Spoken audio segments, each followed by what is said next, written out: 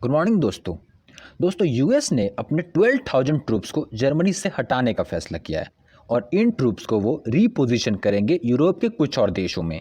जैसे 5500 ट्रूप्स को इटली और बेल्जियम में डिप्लॉय करेंगे और 6400 ट्रूप्स को वो घर वापस बुला लेंगे।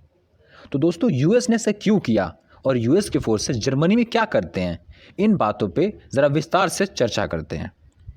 यूएस के ट्रूप्स बहुत सारे यूरोप के देशों में तैनात हैं नाटो संधि के तहत। नाटो इसका फुल फॉर्म है नॉर्थ एटलांटिक ट्रीटी ऑर्गेनाइजेशन।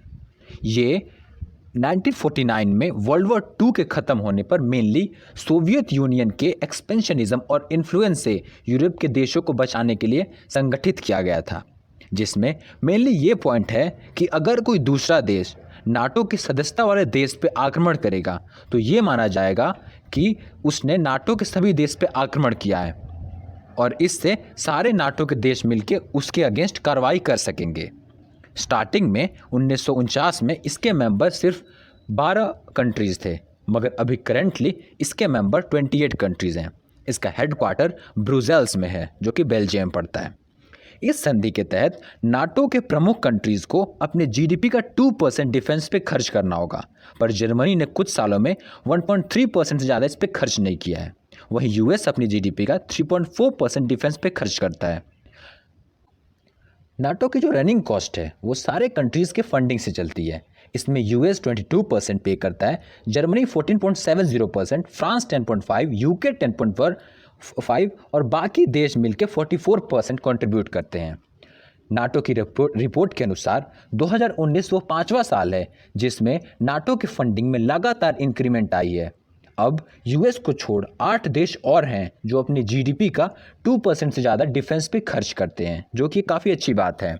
और ये देश हैं Greece, UK, Estonia, Romania, Poland, Latvia, Lithuania और बल्गेरिया। कुछ देश ऐसे भी हैं जो काफ़ी कम खर्च करते हैं डिफेंस पे, जैसे फ्रांस 1.8% ही खर्च करता है डिफेंस पे।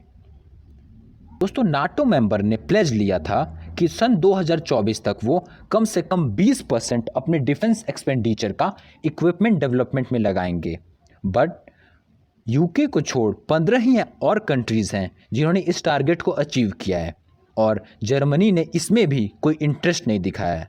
नाटो के तहत यूरोप में यूएस के सबसे ज़्यादा सोल्जर्स जर्मनी में ही तैनात हैं, उसके बाद इटली, यूके और फिर फ्रांस बारी आती है।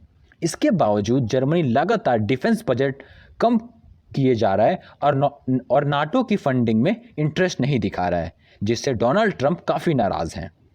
तो दोस्तों ये सारे रीजंस थे जिससे डोनाल्ड ट्रंप ने ये फैसला लिया है कि यूएस के फोर्सेस को दोबारा रीपोजीशन किया जाए और कुछ फोर्सेस को अपनी कंट्री में बुला ली जाए। तो दोस्तों अब बात करते हैं कि यूएस नाटो के लिए और क्या क्या करता है। नंबर 1, यूएस के हज़ारों मिलिट्री पर्सोनल्स यूरोप के काफ़ी देशों में तैनात हैं। Second, US forces middle east और गल्फ में भी तैनात हैं। अफगानिस्तान में भी यूएस के 13,000 ट्रूप से ज़्यादा डिप्लॉयड हैं, जो कि अफगानिस्तान सिक्योरिटी फोर्सेस को टेररिज्म काउंटर करने में हेल्प करते हैं। यूएस के काफ़ी मॉडर्न डिफेंस सिस्टम भी यूरोप के कई देशों में तैनात हैं, जैसे लैंड बेस्ड मिसाइल रोमानिया में, एडवांस्ड रडार सिस्टम टर्की में और यूएस के वारशिप्स मेडिटेरेनियन में भी तैनात हैं। ये सारे स्टेप्स यूएस ने इसलिए उठाए हैं ताकि कोई दूसरी कंट्रीज़ नाटो की सदस्यता वाले कंट्री पे आक्रमण ना कर सके। तो दोस्तों आज के लिए इतना ही, मिलते हैं अगले वीडियो में। धन्यवाद।